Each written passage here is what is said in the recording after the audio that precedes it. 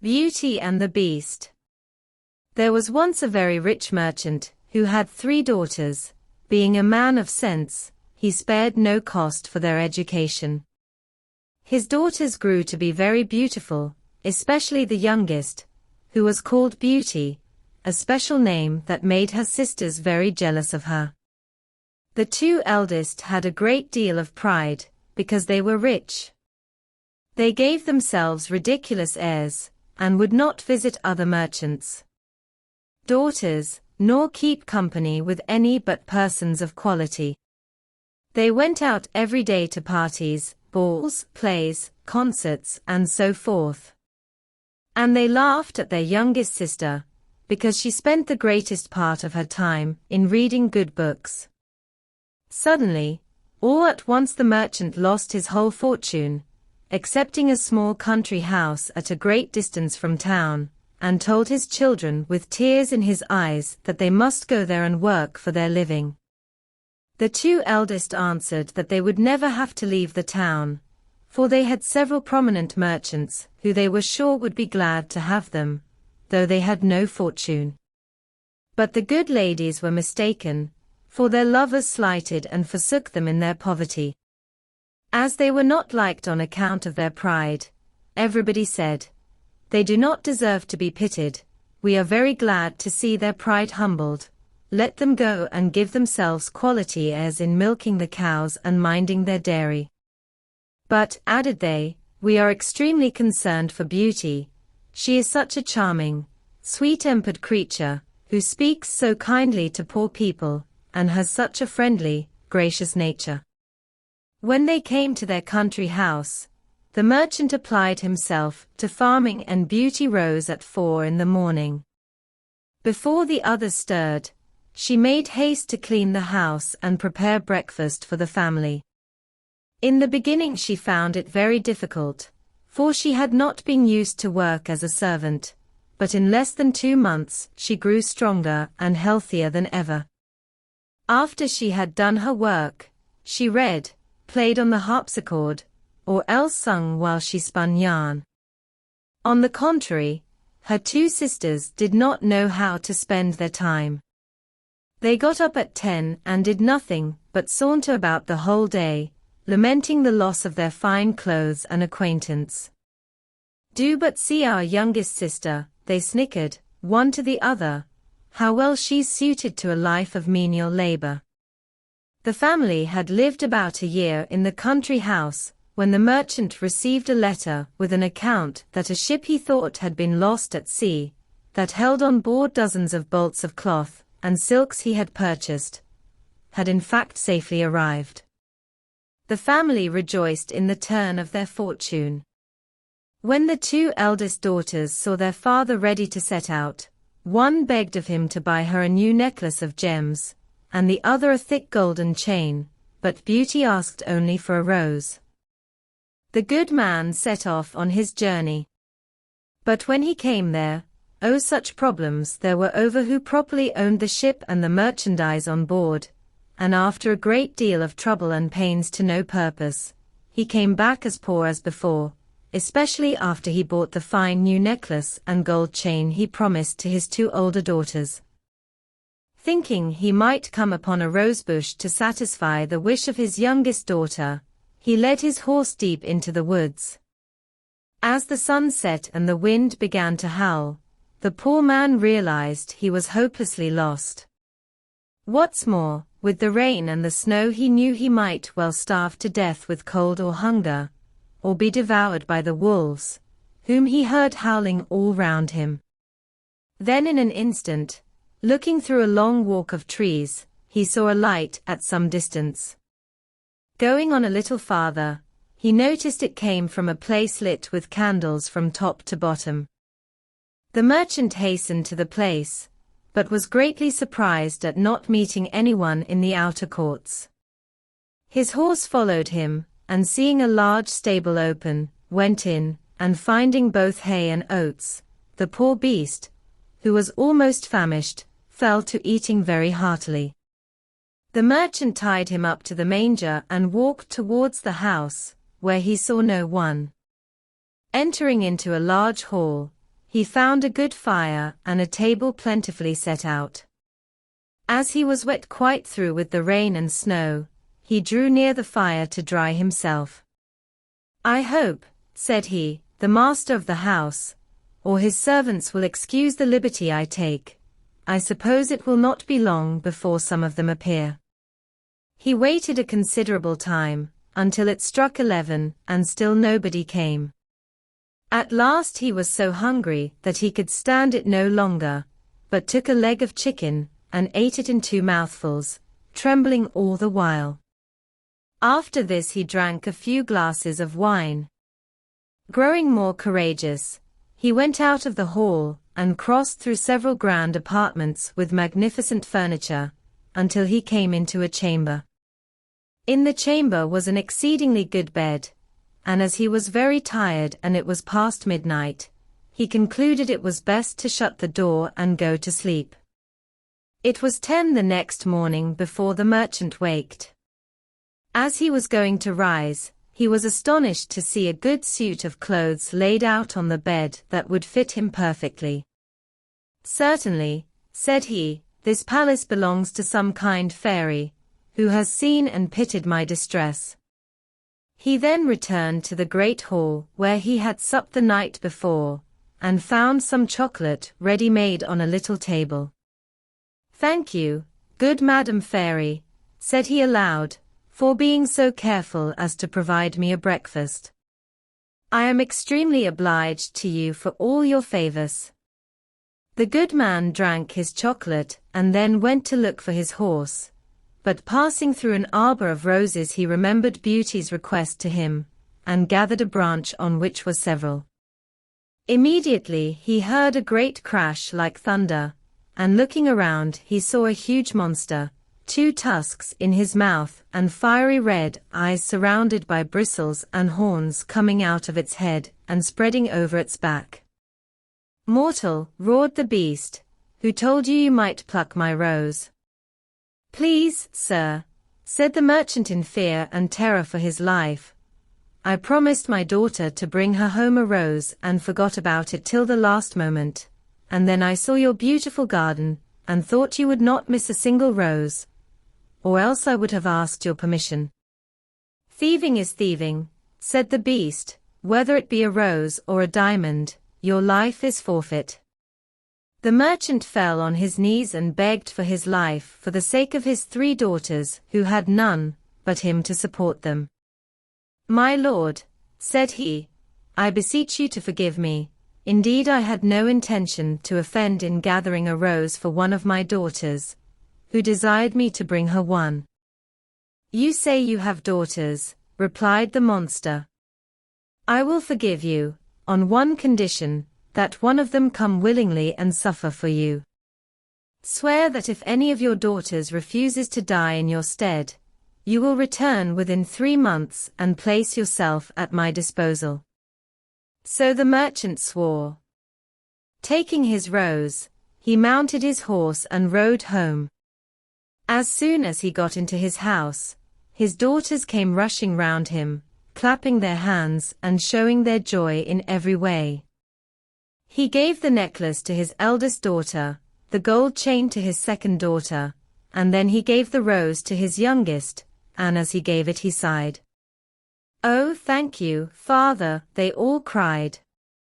But the youngest said, "Why did you sigh so deeply when you gave me my rose?" "Later I will tell you," said the merchant. So for several days they lived happily together, though the merchant wandered about gloomy and sad, and nothing his daughters could do would cheer him up till at last, pressed by his youngest daughter, he related his fatal adventure. Immediately the 2 eldest set up lamentable outcries, blaming poor Beauty, and said all manner of ill-natured things to her. Beauty spoke. "Since the monster will accept one of his daughter," said she, "I will deliver myself up to all his fury, and I am very happy in thinking that my death will save my father's life, and be a proof of my tender love for him." "Beauty, I am charmed with your kind and generous offer," said the merchant, "but I cannot let you do it. I am old and have not long to live, so will lose only a few years, at the most. Indeed, father, said Beauty, you shall not go to the palace without me, you cannot stop me from following you. Beauty insisted on setting out for the palace, and made the necessary preparations for herself, and her sisters were secretly delighted at the prospect of getting rid of her once and for all. So next day the merchant took Beauty behind him on his horse, as was the custom in those days, and rode off to the dwelling of the beast. When he got there and they alighted from his horse, the doors of the house opened, and what do you think they saw there? Nothing. So they went up the steps and went through the hall into the dining room. There they saw a table spread with all manner of beautiful glasses and plates and dishes and napery, with plenty to eat upon it. So they waited and they waited, thinking that the owner of the house would appear, till at last the merchant said, let's sit down and see what happens then. When they sat down, invisible hands passed them things to eat and to drink, and they ate and drank to their heart's content. And when they arose from the table, it arose too, and disappeared through the door, as if it were being carried by invisible servants. Suddenly the beast filled the doorway. Is this your youngest daughter? He boomed. And when he had said that it was, the beast said, is she willing to stay here with me? Then he looked at Beauty, who said, in a trembling voice, yes, sir. Well, no harm shall befall you. With that he led the merchant down to his horse and said to him, honest man, go your ways tomorrow morning, but never think of coming here again. Then the beast returned to Beauty and said to her, this house with all that is therein is yours. If you desire anything, clap your hands and say the word and it shall be brought to you. And with that he made a sort of bow and went away. So Beauty lived on in the home of the beast, and was waited on by invisible servants, and had whatever she liked to eat and to drink, but she soon got tired of the solitude. Next day, when the beast came to her, though he looked so frightening, she had been so well treated that she had lost a great deal of her terror of him.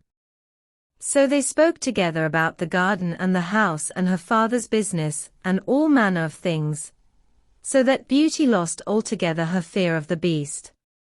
Beauty, said the beast, if my presence is troublesome, I will end our conversation and leave you. For tell me, do not you think me very ugly? It is true, said Beauty, for I cannot tell a lie, but I believe you are very good-natured. Yes, yes, said the beast, my heart is good, but still I am a monster. Among mankind, says Beauty, there are many that deserve that name more than you, and I prefer you, just as you are, to those who, under a human form, hide a treacherous, corrupt, and ungrateful heart. Beauty ate a hearty supper, and had almost conquered her dread of the monster, but she nearly fainted away when he said to her, Beauty, will you be my wife? It was some time before she dared answer, for she was afraid of making him angry if she refused. At last, however, she said trembling, no, beast. Immediately the poor monster sighed, and then hissed so frightfully that the whole palace echoed. But Beauty soon recovered her fright, for Beast said in a mournful voice, then farewell, Beauty, and left the room. Beauty spent the next 3 months very contentedly in the palace.